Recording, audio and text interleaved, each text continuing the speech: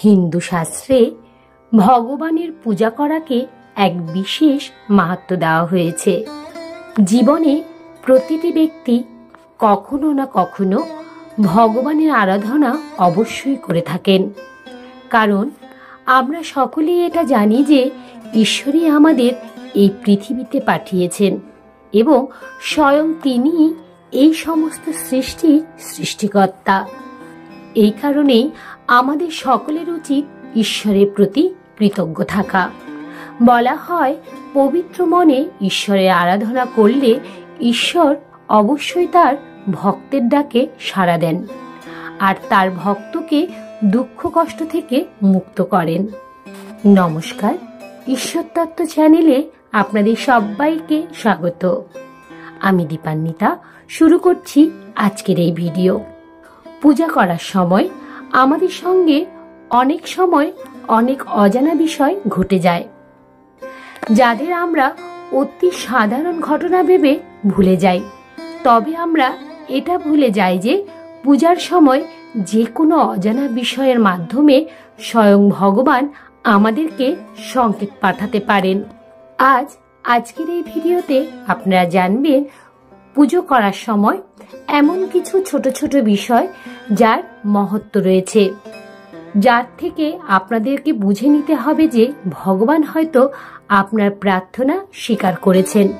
চলুন তাহলে জেনে নেওয়া যাক পুজো করার সময় ভগবান একজন মানুষকে কি কি সংকেত দেন যে ঈশ্বর তার সঙ্গে রয়েছেন।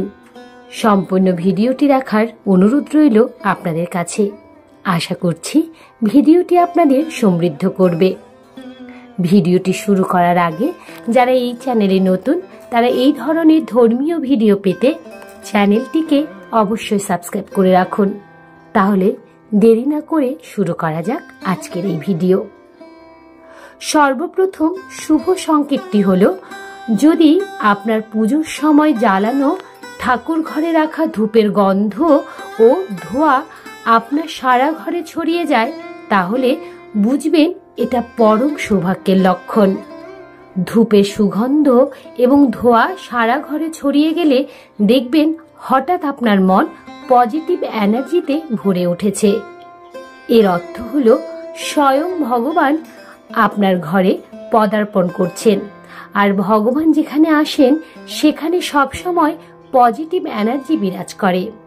হিন্দু শাস্ত্রে ভগবান প্রেরিত এই সকল শুভ সংকেতের ব্যাখ্যা রয়েছে, যা আমাদের অজানা হওয়ার কারণে আমরা শুভ সংকেতগুলি বুঝতে পারি না। শুভ সংকেত ভগবানের এমনই এক আশীর্বাদ যে সেই সময় ভগবানের প্রার্থনা করলে আপনার সকল মনোবাসনা পূর্ণ হতে পারে। আসুন জেনে নিই দ্বিতীয় সংকেত সম্পর্কে। আপনি আপনার আরাধ্যর উপর সম্পূর্ণ সমর্পিত হয়ে বিধিবদ্ধ রূপে পূজা করছেন। হঠাৎ পুজোর মাঝে দেখলেন আপনার দরজায় একজন ভিক্ষুক এসে দাঁড়িয়েছে, অথবা একজন ক্ষুধার্ত সাধু আপনার দরজায় এসে দাঁড়িয়েছে। হিন্দু শাস্ত্র মতে এটা খুবই শুভ সংকেত। এর অর্থ হলো স্বয়ং ভগবান শ্রী বিষ্ণু আপনার দরজায় এসে দাঁড়িয়েছেন। এমন সময় মনে ভক্তি নিয়ে সেই দরিদ্র ভিক্ষুকটিকে অথবা সেই সাধুটিকে আপনার ক্ষমতা মতো অর্থ বা খাদ্য প্রদান করুন। সবসময় মনে রাখবেন, শাস্ত্রে বর্ণিত আছে দান করলে কখনোই কিছু কমে যায় না, উল্টো দানে আরো বৃদ্ধি পায়। পুজোর সময় কোনো ক্ষুধার্ত ভিক্ষুককে ভোজন করানো অত্যন্ত পুণ্যের কাজ। তাই কখনো খালি হাতে কোনো ভিক্ষুককে বা সাধুকে আপনার বাড়ি থেকে ফিরিয়ে দেবেন না।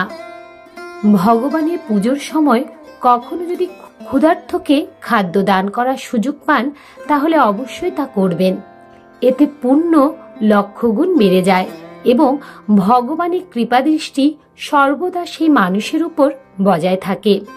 এবার আসি তৃতীয় সংকেত সম্পর্কে। তৃতীয় শুভ সংকেতটি হলো, আপনি যদি দেখেন বিধিবদ্ধভাবে ভগবানের আরাধনার সময় ভগবানের সামনে রাখা দীপের শিখা হঠাৎ করে বেড়ে গেছে, তাহলে এটা বুঝে নেবেন যে আপনার ঘরে স্বয়ং ভগবানের আগমন হয়েছে।